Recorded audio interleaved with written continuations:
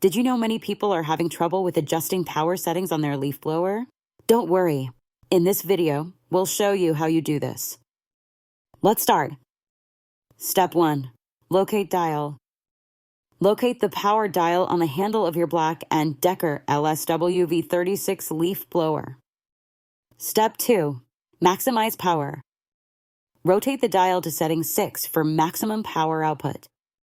Step 3. Extend runtime. For longer runtime, rotate the dial to setting 1. Step 4. Choose setting. Select a setting between 1 and 6 based on your power or runtime needs. Step 5. Secure dial. Ensure the dial is securely set before starting the blower.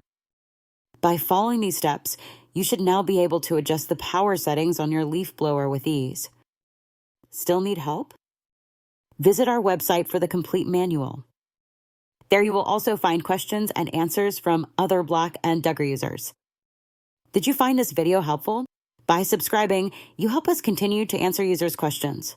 So, subscribe to our channel. Thanks for watching and see you in the next video.